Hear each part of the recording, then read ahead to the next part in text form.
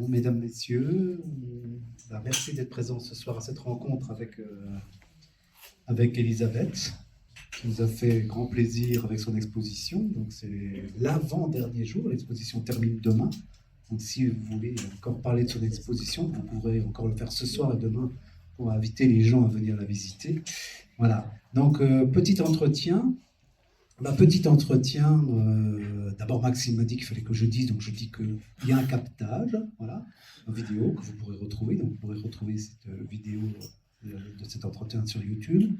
Donc entretien pour connaître un peu plus Elisabeth, connaître un peu plus son cheminement, connaître un peu plus son travail, et savoir un petit peu aussi quelles sont ses influences et quel est son rapport avec les arts plastiques. Voilà, entretien qui peut être évolutif et qui évoluera comme il va évoluer. On va peut-être aller sur des pistes ou des endroits qu'on n'a pas imaginés, je l'espère, parce qu'on découvre toujours des choses. Alors peut-être pour commencer cet entretien, Elisabeth, peut-être tout simplement une toute petite présentation où tu es une culture allemande. Oui. Peut-être un peu une présentation aussi par rapport à ça, comment tu es arrivé en France, mais on reviendra peut-être un peu sur cette culture allemande aussi. Voilà. Bonsoir. Bonsoir. Merci d'être venu ce soir pour écouter cet entretien et pour être venu aussi voir l'exposition. Pour moi, c'est un grand moment en fait parce que je n'ai jamais exposé un nombre un peu important de peintures et de collages. Et puis je suis très heureuse de l'avoir fait et d'avoir eu la possibilité de le faire. Qu'est-ce que je dis d'autre? Oui, oui, très bien. Donc, je te demandais comment tu es arrivé, en fin de compte, comment tu arrives, puisque tu es originaire d'Allemagne, oui. Et de quoi? De l'Allemagne du Sud? Non, du Nord? En fait, c'est le centre. C'est le centre. Pas très loin de Francfort, de la campagne. En fait, mon père, il était forestier. Et donc, on a toujours vécu en fait à proximité de la forêt, et ça m'a énormément influencé. La nature qui était notre terrain de jeu à l'époque, parce que il n'y avait pas d'école l'après-midi après 1 heure. Il y avait un petit peu de devoirs, et puis après, on était dans la nature. Il n'y avait pas des activités organisées. Et moi, j'ai toujours essayé de peindre un peu, de coller, d'inventer quelque chose. Et j'avais des grands-parents qui s'intéressaient à la peinture à Berlin. Et chaque année, on y allait en visite chez eux. C'était en Allemagne de l'Est. Et il y avait les plus belles galeries qui étaient à l'Est à l'époque, en RDA. Et nous avons avec mon grand-père, visité ces expositions. Et les galeries à chaque fois qu'on était en vacances. Et c'était un moment particulier parce que les personnes ne pouvaient pas voyager librement. Il fallait avoir un visa. Et mes parents refusaient complètement d'aller en Allemagne de l'Est. Il n'y avait que nous qui allions, avec mon frère, voir les grands-parents, qui étaient eux communistes et qui avaient l'impression que les œuvres leur appartenaient. Ils avaient vraiment cette conviction de nous montrer un bien qui leur appartenait. Et ça m'a vraiment beaucoup influencée parce que je trouvais dans mon enfance, c'était fantastique parce qu'on allait au zoo et puis on voyait un zébu qui appartenait à mon grand-père parce qu'en fait, dans son usine, ils avaient acheté ce zébu. Et alors, on se sentait riche propriétaire, en fait. C'est bien comme histoire, oui, c'est super intéressant. Oui. Ouais. Et donc, plus tard, j'ai visité des expositions d'art contemporain à Kassel. Il y avait des grandes expositions. Oui, avec la Documenta, on y allait avec notre école, et pour moi, ça a été un vrai choc. les sculptures de Beuys, de bus, là, avec des luges qui étaient tirées, puis son histoire avec son accident. Alors moi, j'ai rencontré Beuys. Oui. À Munich. Ah oui, c'est vrai. Je ne savais pas que c'était Beuys. Ouais.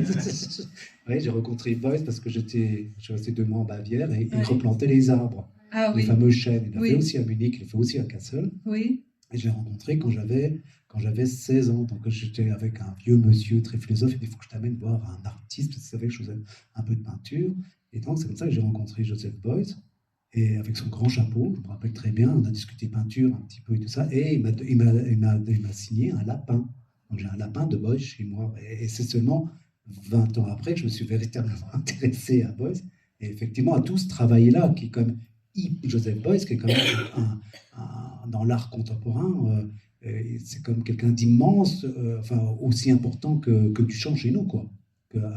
Parce que c'est quand même quelqu'un qui a amené beaucoup de choses, a été en rupture, et surtout quelqu'un aussi qui à un moment a toujours été très engagé dans sa peinture, et un des fondateurs des Grunes aussi, donc c'était quand même quelqu'un d'important, quoi. Oui. Ouais.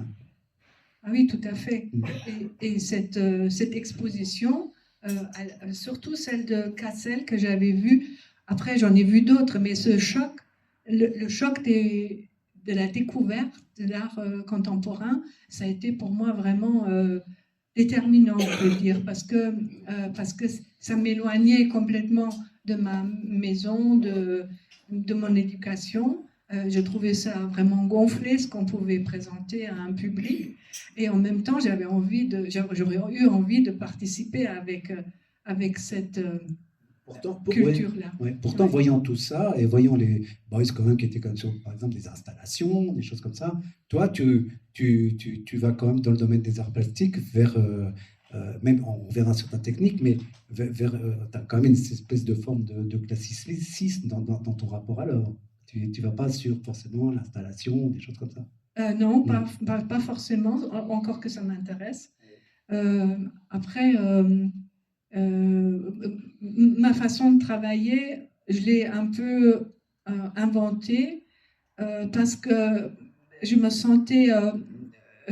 sentais pas vraiment capable de faire de la peinture. Et en travaillant sur du papier journal qui était quand même à jeter, je me disais, mais je ne vais pas faire de gros gâchis, ça fait rien de peindre là-dessus. C'était pour moi, c'était vraiment utile pour moi parce que en travaillant comme ça librement, je me disais, je suis quand même gonflée parce que je fais des choses qui n'ont pas de sens et ça me fait plaisir quand même. Et ça, on retrouve l'enfance, quoi. C'est-à-dire de pouvoir construire quand même des choses avec des brindilles, puisque tu dis que tu es quand même une enfant de la campagne, c'est ce qu'on fait tous, quoi, de construire avec rien, avec 3 cailloux. Voilà. On retrouve un peu ce truc-là quand même. Oui. Et ben je continuais à travailler comme ça.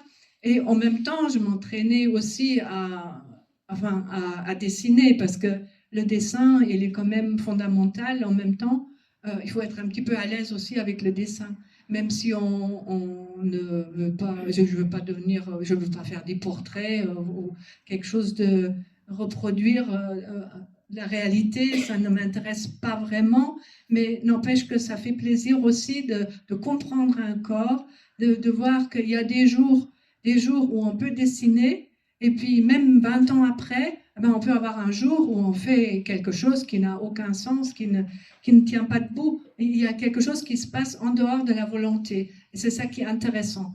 C'est intéressant de toujours recommencer, de dessiner et de refaire des croquis, comme ici, comme c'est proposé ici à C'est pas grave. C'est une vraie passion d'avoir 3 minutes pour essayer de retenir un trait dans une figure, dans un homme, une femme qui est là, qui est nue, et qu'on doit dessiner, retenir quelque chose de ce qu'on ressent et de la réalité, puis en même temps de l'irréalité aussi.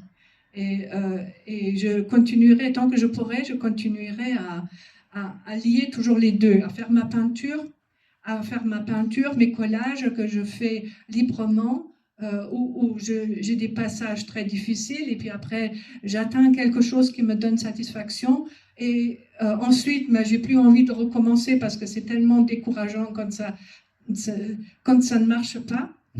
En fait, c'est fatigant la peinture. Oui, assez, oui. Oui. Je suis d'accord avec toi. À force de pratiquer, on se dit à un moment, c'est quand même fatigant cette histoire.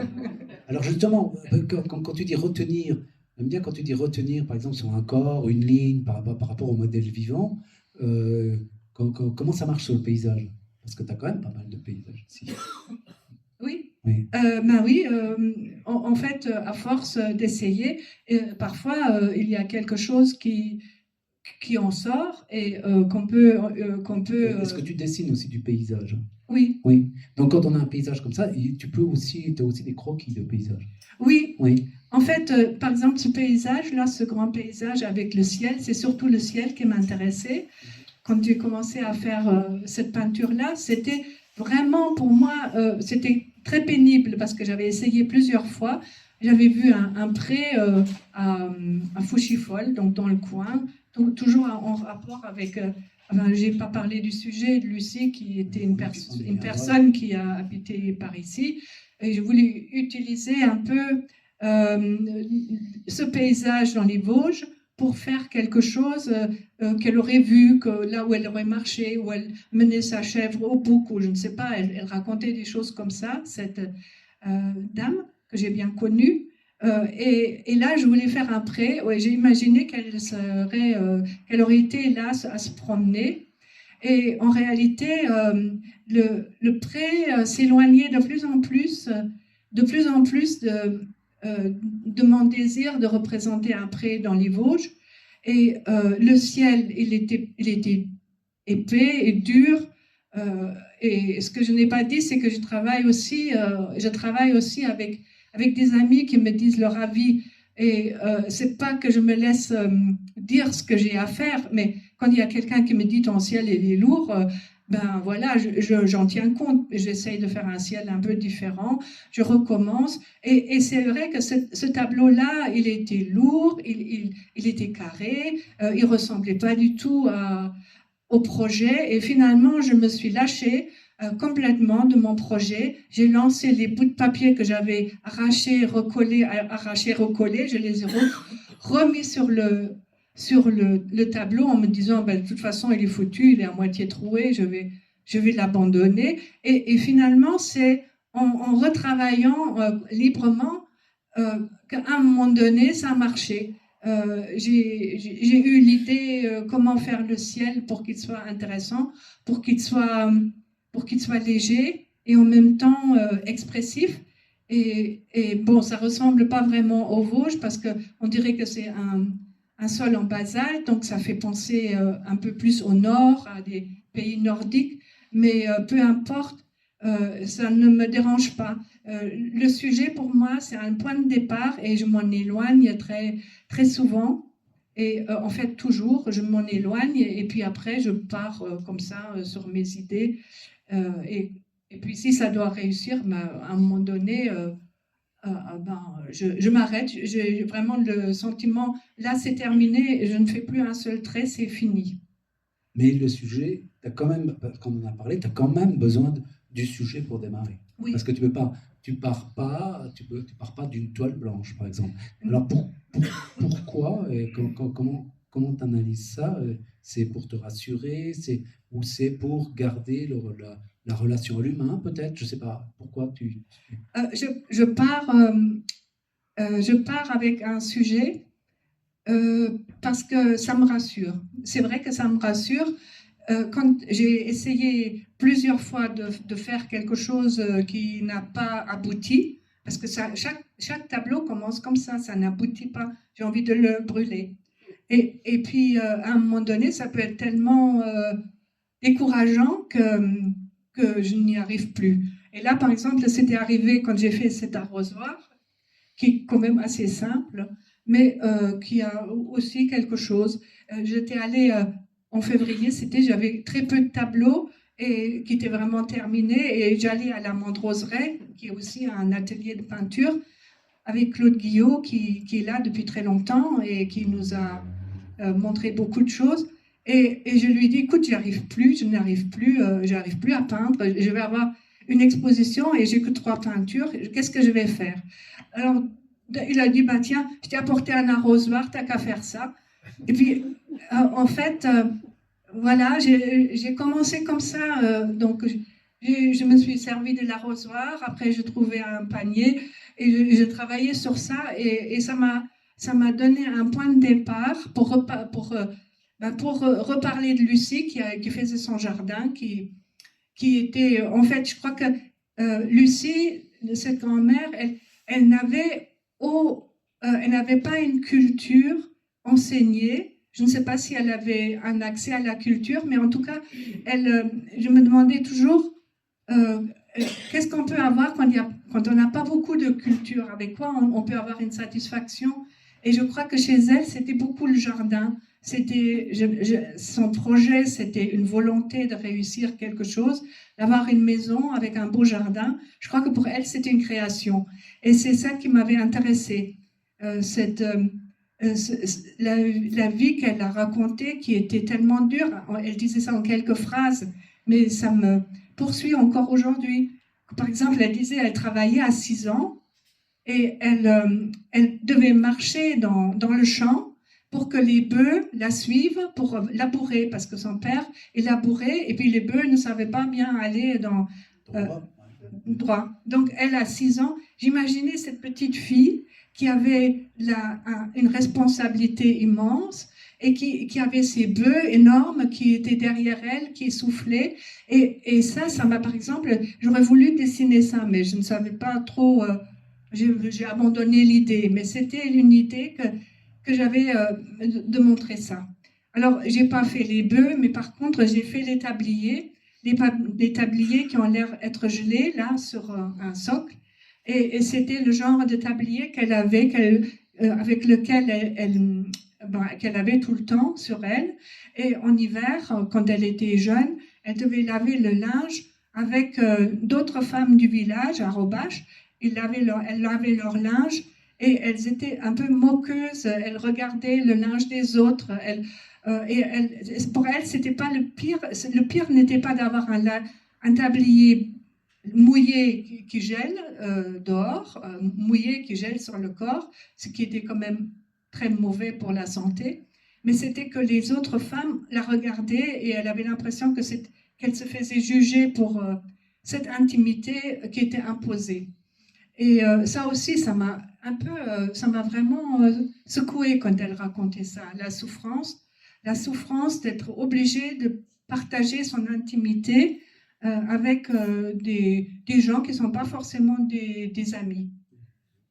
Voilà. Alors voilà, je pars avec un sujet, je les trouve bien, mes tabliers, ils ne sont pas très beaux, mais ça représente quelque chose pour moi. Et ensuite, je fais des collages qui sont entre le figuratif et l'abstrait. L'abstrait, je ne recherche pas l'abstrait. Je fais quelque chose, par exemple comme ce panier avec le poireau. Le poireau, il est figuratif. J'avais besoin à ce moment-là de me rassurer, d'avoir quelque chose qui est reconnaissable. Mais le panier, après, il part avec des vagues, avec des lignes. J'aurais pu partir beaucoup plus loin, mais c'était un petit tableau, donc je me suis arrêtée là. Mais en fait, je pars après avec mon imaginaire, mais ça reste quand même quelque chose qui est figuratif. Parce qu'on voit tes découpes, ce sont de véritables découpes, quoi. Elles sont faites au ciseau, j'imagine, ou au cutter et tout ça. Donc là, tu penses quand même tes découpes, ce ne sont pas des arrachages, ce ne sont pas des découpes aléatoires. Donc, ça dépend, parce que là-bas, pour ce tableau-là, vraiment, là, je me suis complètement laissée aller et je l'ai retravaillé après, un peu à la peinture, parce qu'il partait quand même dans tous les sens, mais là, c'était vraiment arraché. Et d'autres où je n'arrache pas. Là aussi, pour la fille avec le panier qui est assis au bord de la mer, là aussi, il y a beaucoup de morceaux de papier que j'ai arrachés pour faire un paysage Oui. en bord de mer. Et tes papiers, alors la préparation du papier. Ah oui, parce que là, quand même, on voit que au niveau des papiers, il y a des papiers striés, il y a des papiers où il y a des empreintes, il y a plusieurs choses. Comment tu les prépares? Alors, les papiers, j'ai commencé à faire des papiers en 1987, ici à Sépagrappe, avec Jean-Paul Mougeot, qui enseignait la peinture et qui nous laissait très libres. Et ça me convenait tout à fait, de travailler librement. Et j'avais fait des empreintes là, à ce moment-là, et j'avais aussi peint sur des papiers, euh, et, euh, et et j'imaginais un sujet, par exemple un ciel, un été ou une situation, et je faisais des papiers dans cette couleur-là, dans la couleur par exemple comme ici, où je voulais faire de la roche comme ici dans les Vosges, le grès rose. Et j'ai commencé à faire du grès rose, j'avais envie de ça. Et je pars avec une idée de paysage en tête, avec les couleurs que j'imagine à ce moment-là. Et après, je fais un croquis et j'utilise le papier que j'ai préparé comme ça pour l'assembler. Pour l'assembler. Ouais. Alors, on t'imagine, dans l'atelier, tu as ta toile et tout ça, et donc tu dois avoir des tables avec plein de papiers partout, Oui. les différentes couleurs, et tu vas chercher les papiers comme si tu allais chercher la couleur du tube. Voilà. Oui, c'est comme ça, c'est exactement comme ça que je travaille. Ce qui doit être un vrai plaisir d'ailleurs, d'avoir Oui, une grande palette comme ça de matière et tout ça, et d'aller dedans, et voilà. C'est un grand plaisir, c'est le moment le plus plaisant, en tout cas lorsque je peins. C'est le moment là où j'imagine des sujets, des paysages, des ambiances. Et là, je me sens un peu presque enthousiaste et un peu presque euphorique. Et alors avec tes papiers, parce que là vraiment une question plus plastique, est-ce que ça t'arrive avec tes papiers de prendre le papier et d'aller sur la toile par rapport à l'accord de teinte, de dire oui, non, je reviens, enfin, comme on fait en pas, c'est-à-dire comme tu n'as pas de mélange à faire, tu vas le mettre par rapport, et puis si tu ne la vas pas, je reprends un autre, enfin, joue comme ça, tu t'amuses comme ça. Oui, et voilà. des allers-retours comme ça. C'est exactement, oui, les allers-retours. Souvent, je gratte, j'enlève ce que j'ai mis, je remets autre chose, je me dis non, c'était mieux avant, je fais des photos. Je fais tout le temps des photos et puis après, je me dis souvent que c'était mieux avant. Bon, des fois, je reviens en arrière et comme je fais une grande quantité de papier parce que comme souvent je constate que c'était mieux avant, ben si j'en ai pas assez, je ne peux plus refaire ce que j'avais. Tu peux revenir, oui. Ouais, je peux plus revenir. Donc je fais une grosse pile de papier, je fais beaucoup de saleté. Enfin, j'oublie complètement que c'est une pièce et qu'il ne faut pas trop en mettre partout parce que j'ai beaucoup de mal après à nettoyer parce que c'est vraiment un gros étalage. Et donc tes papiers sont préparés de manière maigre en acrylique.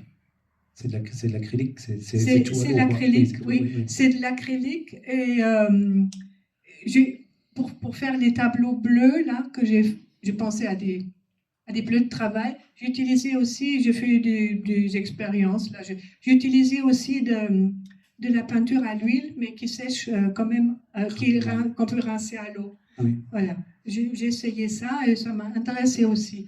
Mais je travaille en général avec de l'acrylique et j'utilise aussi d'autres matières, par exemple, d'autres moyens de colorer. Des pigments, des choses comme ça. Oui, des pigments, parfois aussi de l'encre de Chine ou de l'encre, des crayons avec lesquels je gratte. Et les papiers, alors? Tout type de papier? Tout type de papier, mais surtout du papier journal. Papier journal et papier craft. Parce que, en fait, le papier journal se déchire facilement, mais toujours dans le même sens. Il y a un sens où il se déchire droit. Donc, le papier de journal est la base. Et après, quand je veux donner un effet d'épaisseur, je peux utiliser un vieux papier craft d'autrefois, comme on en faisait, des très épais. ou d'autres papiers, du papier filtre où il y avait du café dedans, voilà, c'est des papiers qui me paraissent intéressants.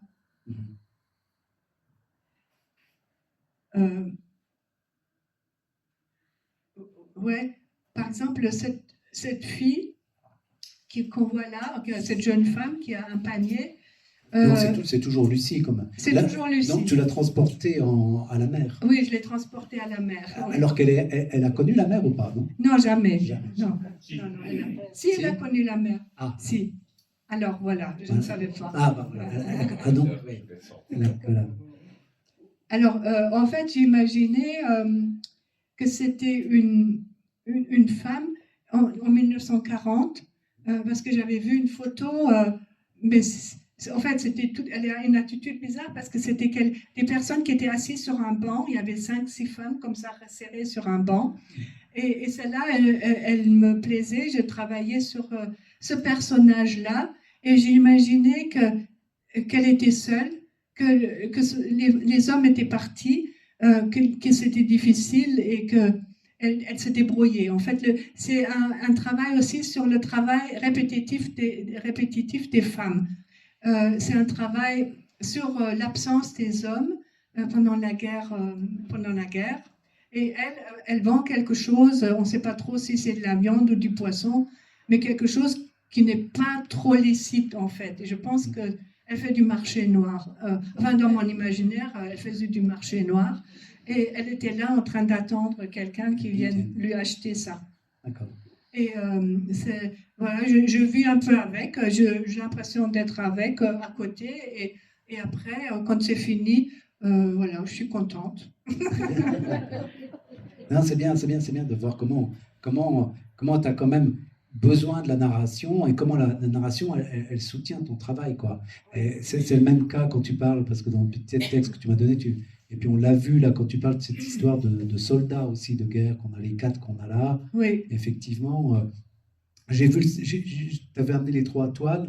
Alors déjà, tu pourras nous dire comment tu as travaillé avec la paille, mais j'ai vu aussi le premier soldat que tu voulais mettre, et puis tu ne savais pas, parce que c'était la dernière toile. Et en fin de compte, j'étais assez ravi de découvrir le soldat final, parce que le soldat, entre-temps, a beaucoup bougé. C'est-à-dire que l'autre, le premier soldat, il avait une casquette, il était vraiment, quand même, vraiment militaire, mauvais militaire. Alors que celui-là, bon, ok, il est militaire, mais c'est un soldat poète.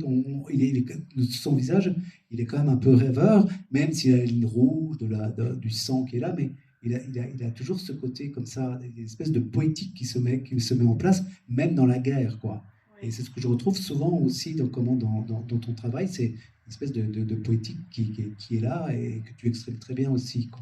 Oui, ces 4 petits tableaux, en fait, j'avais une autre idée en tête au départ. J'avais pensé, alors voilà, ça c'est quelque chose qui était très curieux. J'avais pensé au foin. Quand on fait du foin à la campagne, c'était des moments très plaisants parce que les enfants, ils avaient le droit de sauter sur le foin, d'aller dans les greniers pour tasser le foin pour les paysans. Et en même temps, c'était une rencontre avec le corps des autres enfants aussi, parce qu'on sautait, on tombait les uns sur les autres.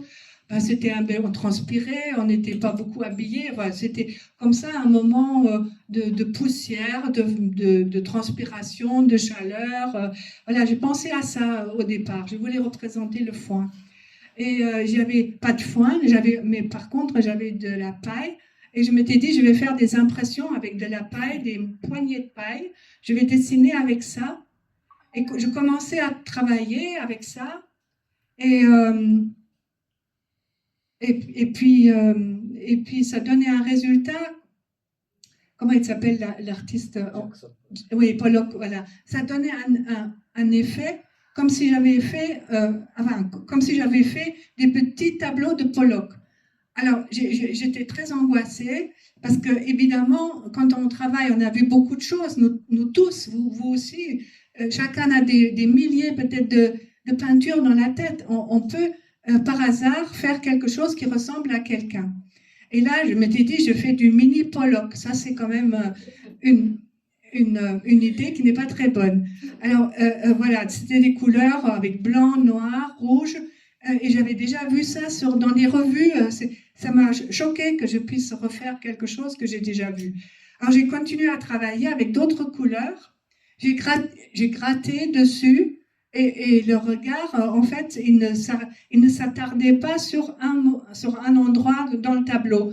Je m'étais dit, mais ça ressemble pas du tout à un tableau, c'est juste une masse, c'est quelque chose d'imprécis. Et après, je me suis dit, ça ressemble en fait à quelque chose qui me fait peur. C'était pas du tout quelque chose de plaisant que je dessinais. Je dessinais une tenue de camouflage, comme si c'était des échantillons de tenues de camouflage pour faire des habits pour des soldats. Et puis ça existe, ça. Hein, il y a des créateurs qui inventent des tissus pour faire des vêtements de soldats, des soldats qui vont les porter, qui vont se faire tuer. Et puis, je me suis dit, ben, je vais faire un soldat. Je vais faire un soldat avec des tenues.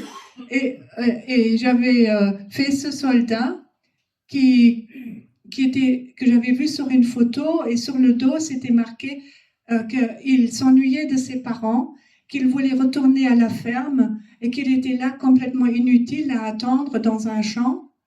Et je voulais finalement représenter l'ennui de la guerre, le moment où il ne se passe rien du tout, on est là à perdre son temps, à attendre, et ensuite, à un moment donné, on doit passer à l'action, l'action qui consiste à faire une guerre qui traverse la civilisation, qui traverse le monde et qui ne disparaît pas. La guerre qui revient tout le temps avec son lot de malheur et de sang. Et ce tableau que je voulais que ça soit un paysage, un souvenir heureux, c'est devenu quelque chose qui m'angoisse. Voilà, ça m'a dépassé en fait. J'ai pas voulu faire ça. Et ton trait rouge? Le trait rouge, c'est le lien, le sang qui traverse les civilisations. Et c'est aussi quelque chose où, plastiquement, je trouve ça intéressant parce qu'il y a l'œil qui s'accroche sur quelque chose, parce que ça glisse complètement, il n'y a pas de début ni de fin, ça glisse. Et je pensais que le trait rouge, c'était à la fois le lien qui me relie au passé et qui nous relie aussi par le sang, et par le sang versé comme ça pour libérer peut-être un pays, mais aussi pour l'envahir, où on ne choisit pas vraiment, on est là et on attend.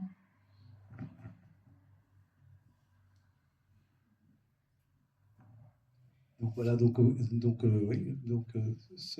Alors ce travail, il est un petit peu décalé par rapport à Lucie, mais c'est quand même lié parce qu'elle a connu la guerre aussi, quoi. Ben oui, bien sûr. C'est en ça que voilà, parce qu'effectivement on la retrouve aussi là-bas. D'accord. Ouais. Voilà. Et là, on est aussi sur l'habitat, on est un peu sur les maisons, on est un peu sur ces choses-là, voilà, sur le petit là aussi, là. Oui. Hein, on est voilà. Oui. Je revenais toujours à Lucie quand j'avais terminé un tableau. Je pensais à ce qu'elle racontait quand on parlait avec elle. Et chez elle, c'était toujours en quelques phrases courtes comme ça. Pour moi, elle disait il fallait reconstruire. En 1944, la maison elle a été bombardée parce qu'il y avait une partie de Saint-Nié qui était incendiée. Et après, on a eu des baraques. Et ça a duré jusqu'à 1950, je crois. Oui, bon. Ouais. Donc, elle a eu une baraque et puis le bois, il a rétréci. Et le vent, il passait entre les fentes. Et c'était très froid. Voilà, elle disait ça comme ça. Elle racontait les baraques. Et j'ai pas voulu regarder les baraques comment elles étaient réellement. Mais j'avais pensé, je pouvais faire du bois avec des fentes et imaginez une hutte, un petit abri qui serve de maison. Et voilà, j'ai fait ça. Mais je n'ai pas essayé ce n'est pas biographique en fait. C'est juste cette impression de froid, d'habitat fragile et de la volonté de Lucie de refaire une maison. Et il ne fallait pas non plus que le grand-père dépense trop parce qu'il fallait refaire la maison. Elle avait cet objectif-là et c'était, je crois que cette volonté de faire, de réussir malgré tout, voilà, quelque chose. Voilà. Et donc après, quand même, tu arrives à certains moments sur des paysages. Alors la Grande Tolle qui est là-bas, on est vraiment sur un paysage qui est complètement... Là, on arrive quand même à la limite de l'abstraction. Tu veux Donc, dire le gros carré, là. Ouais, oui, ouais. alors... Ou même les petits, parce qu'on a oui. vraiment simplement un horizon, simplement, donc on est un peu sur une espèce, commence à être aussi un peu plus, nettement moins narratif, d'arriver plus sur une épure, quoi. Oui. C'est un des premiers tableaux que j'ai fait pour cette exposition. Et pour moi, enfin, comme toujours, ce n'est pas vraiment de l'abstraction, parce que j'imagine que ce sont des pots cassés. Pour moi, ça représente des objets, des pots. Il y a aussi Horus au milieu, là, un oiseau. Elle n'a pas été en Égypte, la grand-mère, mais on a souvent comme ça des objets qu'on achète quelque part. Après, on ne sait pas quoi en faire. Et moi, j'ai mis ce faucon, Horus, je l'appelle comme ça. Il est avec les objets remisés à un endroit où ben, ça me fait penser à l'Égypte, en fait. Ça me fait penser aux plantes, comme ça, au fond, que j'ai vues. Et puis, ça me fait penser à des pots ébréchés, gros, comme la maternité, et en même temps abîmés. Et en même temps, on ne les jette pas, on les met dans un coin, on se dit ça peut encore servir. Et voilà, dans toutes les maisons, il y a des coins comme ça où il y a, où il y a des objets qu'on garde. Qu'on garde dans les greniers, des objets de récupération. Ouais. D'accord. Et c'est aussi là, alors on est aussi sur la mémoire en fin de compte. Et là, la mémoire, alors on voit, elle est quand même très importante dans ton travail. La mémoire, et cette mémoire-là, à arriver avec cette mémoire, à avoir une écriture propre en fin de compte. Voilà. Et là, on revient un petit peu, voilà, on revient un peu sur le narratif et en voyant ton travail sur les papiers, je me disais que cette histoire de déchirer les papiers comme ça pour construire les choses, c'était un peu ton alphabet en fin de compte. Tu pouvais, à papier par papier, écrire les choses. Oui, c'est un peu ça. C'est une bonne définition. Je suis d'accord avec ça. Voilà. Alors peut-être, je ne sais pas, dans le public, vous avez peut-être des questions spécifiques à poser. Oui, Elisabeth, tu parlais de ce tableau qui évoquait pour toi l'Égypte. Donne le micro. Bien sûr. Tu évoquais donc ce grand carré qui représente l'Égypte, c'est pas évident. Mais figure-toi qu'il y a 3 jours, on est venu avec un couple d'amis et un des membres du couple a dit mais c'est l'Égypte ça. Et en fait, parce que lui, il a été viré d'Égypte dans les années 60 et il a reconnu tout de suite des poteries avec des dessins, des motifs qui sont des motifs là-bas. Oui, c'est intéressant. Je ne savais pas que quelqu'un pouvait reconnaître ce que j'avais fait. Ah oui, voilà. Oui, il y a même un petit pot près du faucon à droite. En fait, quand on est loin, on croirait qu'il y a une petite fumée. Enfin, moi, ça me faisait vraiment penser aux offrandes et à ce que j'avais vu en Égypte. Ça m'avait intéressée. Et ben, ça s'est un peu éloigné quand même de la grand-mère Lucie, mais l'idée principale, c'était le fait d'avoir un endroit où on stocke des choses, que ce soit en Égypte ou autre chose, ça n'avait pas d'importance. Il y a quelqu'un qui... Moi, c'est une question plus technique. Je veux dire, avec quoi tu colles en fait tes papiers en fait, avec Alors en fait, cette année, j'ai beaucoup travaillé avec du Caparol, une colle en fait qui ne décolore ou ce que je mets ne décolore pas, et ça c'est intéressant. et c'est assez liquide, ça se pose facilement, et puis c'est lavable. Voilà, donc c'est une colle qui m'intéresse bien. Mais habituellement, je travaillais plutôt avec de la colle vinylique, avec de la colle à bois, en fait. Mais ça ne colle pas très bien sur la toile. Donc le Caparol, au niveau de la toile, ça adhère mieux et ça tient mieux.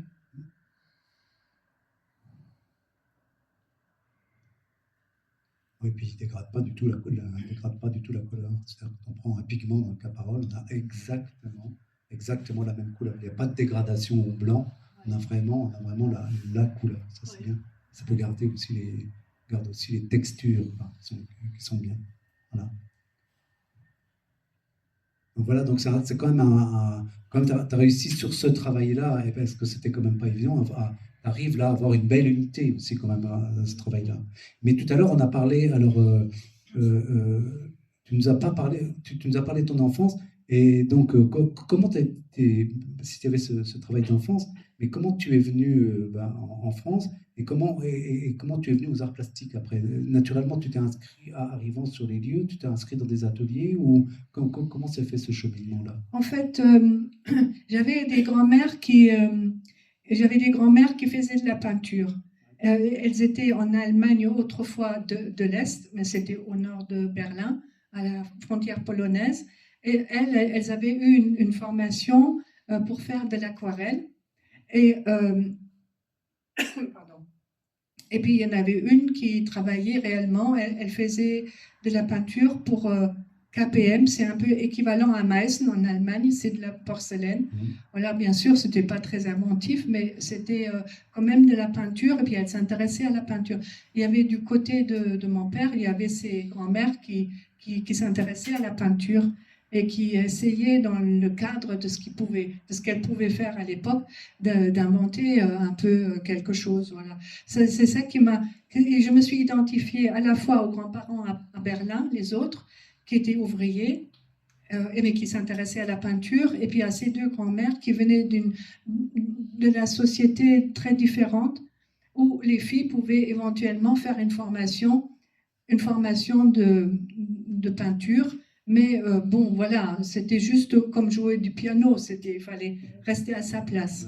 Voilà. Et en France, donc quand tu es arrivé en France, tu es arrivé en quelle année en France? Alors, je suis venue en 1972 en France, et ensuite, mais j'ai travaillé, j'étais éducatrice, donc j'ai toujours travaillé, et j'avais envie de faire de la peinture, je dessinais un peu chez moi. Et ensuite, en 87, c'est là que j'ai commencé à venir ici, à Sépagrappe. Et je suis restée plusieurs années avec Jean-Paul Mougeot. Après, c'était plus proche de moi d'aller à Mondré, donc je fais une longue expérience à Mondré, où là aussi, je trouvais que c'était formidable parce qu'il y avait une autorisation de la part des professeurs de peinture, une autorisation d'expérimenter. Ce n'était pas le monde que je connaissais où tout était obligatoire, et beaucoup de choses étaient en tout cas très, très dirigées. Et la peinture, ça donnait vraiment une ouverture sur une liberté pour moi était inouïe, en fait. C'est ça que je recherchais, c'est de pouvoir expérimenter des choses et que ce ne soit pas tout de suite jugé comme mauvais ou jugé tout simplement. Quoi. Jugé, ouais, voilà. Ouais. Et je trouvais qu'ici, dans les environs de Saint-Dié, il y a des écoles partout, qu'on aille à Étival, à Provenchères, qu'on aille à Mondré. Il y a des écoles, des lieux où on peut se former à l'âge adulte ou jeune, mais où on peut vraiment avoir cette ouverture d'esprit, cet accès à la culture. On peut suivre des cours en histoire de l'art, on peut avoir un accès incroyable à une vie qui, pour moi, c'est quelque chose d'essentiel. Voilà sur ton parcours, voilà. Comme quoi, effectivement, la rencontre des lieux, des personnes, effectivement, est là super important. Oui. Et il faut dire aussi que du fait de faire toutes ces expériences, avec des amis, parce qu'il y a de nombreux amis qui regardent ce qu'on fait. Et je ne suis pas toute seule dans mon coin. Il y a mon mari qui monte les socles, qui accepte aussi que je m'absente longtemps, souvent pour travailler. Il y a des amis qui m'aident et qui regardent ce que je fais. Et je regarde bien sûr aussi les travaux des autres, je m'y intéresse. Et ces échanges sont vraiment enrichissants. C'est pas quelque chose c'est irremplaçable. Oui, c'est bien que tu dises ça. Hein. C'est vrai que c'est irremplaçable. Et effectivement, ça débouche, le travail en art plastique débouche aussi sur tout un questionnement aussi, qui va quelquefois au-delà de la même des arts plastiques. Voilà, effectivement. Et c'est quand même confronter nos manières d'appréhender le monde. Et là, on voit bien que toi, tu as une manière bien spécifique d'appréhender le monde. C'est toujours une question que je me pose. Effectivement, on parlait tout à l'heure du dessin, quand tu dis qu'on va dessiner. Et effectivement, quand on est en train de dessiner, que ce soit un corps ou que ce soit un paysage, on dessine certes ce qui est devant nous, mais on dessine aussi, on travaille aussi sur notre projection du corps, notre projection du paysage. Donc, il y a une espèce de qu'est-ce qu'on dessine en fait, qu'est-ce qui arrive en fait sur notre surface qui est dessinée. C'est pas forcément, ce n'est pas que le paysage, c'est au-delà du paysage avec tout ce que ça comporte. Et c'est là où c'est réellement intéressant, parce que ce paysage-là, ou ce corps-là, ou cette chose-là que tu es en train de dessiner, elle existe aussi parce que tu es en train de la dessiner et de la regarder. Donc il y a une espèce d'interaction comme ça qui est très intéressante dans cet acte tout simple de dessiner. Oui, c'est ça. C'est un prétexte aussi, voilà, de dessiner. Mais c'est pas non plus, on fait pas non plus n'importe quoi. C'est une rencontre en fait à chaque fois. C'est une véritable rencontre. C'est pour ça que c'est la rencontre. C'est interroger le réel. Et donc cette rencontre avec le réel, on ne peut pas se passer d'interroger cette réalité-là. Toute sa vie, on ne peut pas se passer d'interroger ce réel. Parce que si tu es dans la nature, tu interroges la nature. Et donc, tu ne passes pas à côté de la nature comme s'il n'était qu'un simple décor. Ton regard même, pour pouvoir la dessiner, porte une interrogation, porte une projection. Ça, c'est super intéressant. Oui, c'est super intéressant. Oui. Et c'est ça la spécificité aussi je crois, du regard de l'artiste ou du créateur. C'est de penser que souvent à interroger des choses qui quelquefois n'ont pas beaucoup d'importance. Tu parlais des pots cassés, je parlais de l'arrosoir, des choses comme ça, des choses qu'on a laissées au rebut, qu'on a laissées de côté, mais c'est intéressant de les réinterroger pour arriver à les mettre sur une toile. Donc, tu leur redonnes vie. Oui, en fait, c'est ça le questionnement principal, en tout cas chez moi. C'est quand je travaille, en fait, je me dis, mais le jugement dont je parlais tout à l'heure, il est toujours présent. En fait, même en vieillissant, même si quand j'aurai 100 ans, j'aurai toujours le jugement derrière ma tête où quelqu'un me dit, mais ce que tu fais, franchement, ça n'en vaut pas la peine. Et ça, c'est sincère. Hein. Quand je dis ça, c'est le jugement pendant l'éducation, ça se passe comme ça. En fait, ça dépend des types d'éducation. Oui, ça dépend. Je ne sais pas si tu as une éducation catholique. Non, c'était protestant. C'était protestant, mais le jugement est pas mal aussi. Bon, après, le poids de religion dans le jugement est assez important. Oui. Et c'est très difficile, en fait. C'est difficile, en fait, à dépasser. Et il y a des moments où on dépasse ce poids, qui ne sert à rien en fait. Hein. C'était pas le plus intéressant dans l'éducation. Mais voilà, à un moment donné, dans la peinture, on peut aussi le dépasser, même si on ne le dépasse pas complètement. Ça, c'est impossible. Je sais maintenant que c'est impossible. Mais n'empêche que il y a des moments où on s'en libère un peu et on fait quelque chose, important ou pas, et ça donne vraiment un moment de satisfaction. C'est là pour la banque qu'on renoue avec l'enfance. Parce qu'effectivement, à l'enfance, c'est quand même ce moment privilégié où on peut faire des choses sans importance, sans jugement. On peut installer des choses, on peut. Je sais pas, il y a quelqu'un qui disait, je crois qu'on sort vraiment de l'enfance quand on arrête de parler véritablement à son chien en le considérant comme une personne. C'est-à-dire que Quand on est petit, on parle à un animal, à un oiseau, à une brindille, en la considérant véritablement égale, quoi. Et quand on arrête ça, bah, c'est là qu'on est sorti de l'enfant. C'est-à-dire qu'on a remis les animaux au rang des animaux et les hommes au rang des hommes, et ainsi de suite. Oui. Hein, il y a un peu de ça quand même. Ouais. Ah oui, Et effectivement, dans l'acte de création, ça a fouillé un peu, mais c'est aussi quelque part aussi des façons peut-être aussi de réinterroger son enfance. Enfin, voilà. Ouais. Ah oui, oui, oui, tout à fait, oui. Parce que, enfin, l'enfance, pour moi, c'est toujours, c'était quelque chose que j'ai privilégié. En halte garderie, où j'ai travaillé pendant longtemps. Oui, c'est pas un hasard, c'est travaillé Non, j'ai travaillé. J'ai toujours eu des moments où j'avais envie de retourner avec les enfants, même s'il y avait des papiers à faire ou quelque chose d'autre, des réunions. Mais le fait d'être avec la fraîcheur des enfants qui font quelque chose et qui ne se posent pas mille questions si c'est utile ou si c'est beau ou qui font de la peinture aussi. Pour moi, ça a été des moments toujours qui m'ont ressourcé.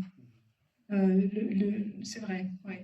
C'est vrai, moi j'avais reçu Gaston Paul-Effa, qui est philosophe, et lui qui avait fait un truc, un livre sur l'animisme, et il disait en même temps, c'est ça, que quand tu marches, et il disait, il faut toujours penser, quand tu marches, certes tu marches, mais tu marches avec l'enfant qui est toujours en toi, et il marche toujours à côté de toi. C'est pas mal comme idée, Oui. d'avoir toujours l'enfant que tu étais, qui est en même temps en toi dans le mouvement. Voilà, voilà. Et ça, c'est assez intéressant. La voie de la création et la voie de la peinture, elle permet ça aussi, quoi. Elle permet aussi ce plaisir-là. Voilà. Est-ce qu'il y a d'autres... Oui.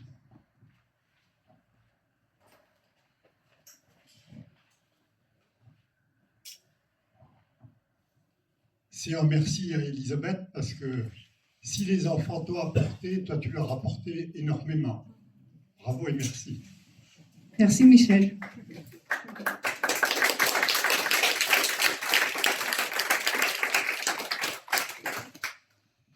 Alors voilà, s'il n'y a plus de questions, on peut s'arrêter là pour cet entretien. En tout cas, je tiens vraiment à remercier Elisabeth pour cet entretien, pour cette belle exposition, et puis vous, public, qui est toujours très présent. En tout cas, ça me fait très plaisir de pouvoir mener ce genre de rencontre, et puis d'aller quand même toujours assez loin au niveau de la découverte et de la création. Bravo pour ce travail. Merci, merci à vous d'être venu encore une fois. Vraiment, ça me fait très plaisir. Et je vois chacun de vous et ça me fait doublement plaisir. Voilà.